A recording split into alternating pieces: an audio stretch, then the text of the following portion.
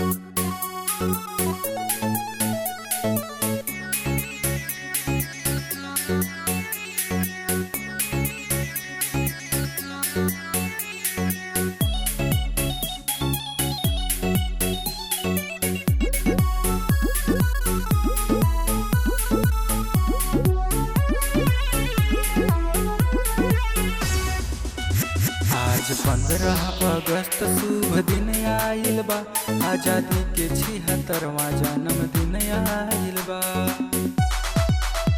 आज 15 अगस्त शुभ दिन आइल बा, आजादी के 76वां जन्मदिन आइल बा। जय हिंद गूंजे हर गाँव सहरिया में, सहरिया में।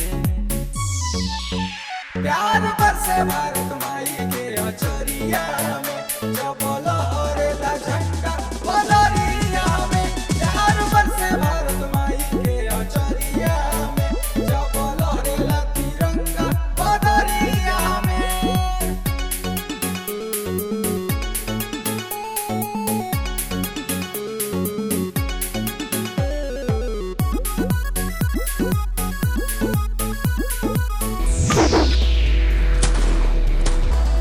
क्या हुआ जो मैं हिंदू और तू मुसलमान है? मैं भी इंसान हूँ, तू भी इंसान है, तू भी इंसान है। अगर हम आपस में ही रूठेंगे तो यह देश कैसे चलेगा? हम दोनों पहिए हैं एक गाड़ी के, जिसका नाम हिंदुस्तान है, हिंदुस्तान है, हिंदुस्तान है, हिंदुस्तान है।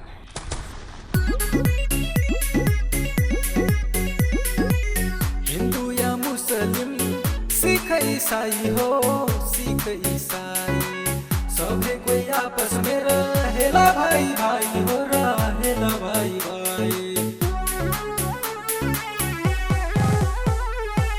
हिंदू या मुस्लिम, सिख ईसाई हो, सिख ईसाई, सभी कोई आपस में रहेला भाई भाई हो, रहेला भाई भाई।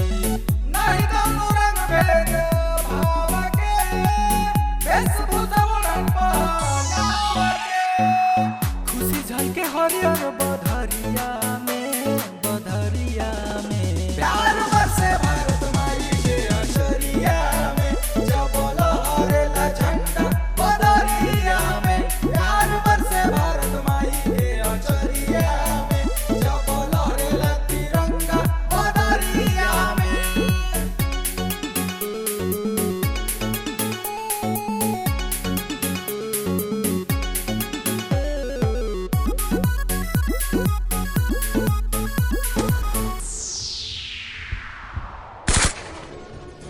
वो आसमान को छूता हुआ तिरंगा हमारा अभिमान है। इसके खातिर मंजूर हमें हंसते हंसते हो जाना कुर्बान, हो जाना कुर्बान, हो जाना कुर्बान, हो जाना कुर्बान। और हाँ, कभी भूल मत करना बेटे, भूल से भी उलझने की। जो तुम्हारा बाप है ना, उसका नाम हिंदुस्तान है, हिंदुस्तान है, हिंदुस्तान है।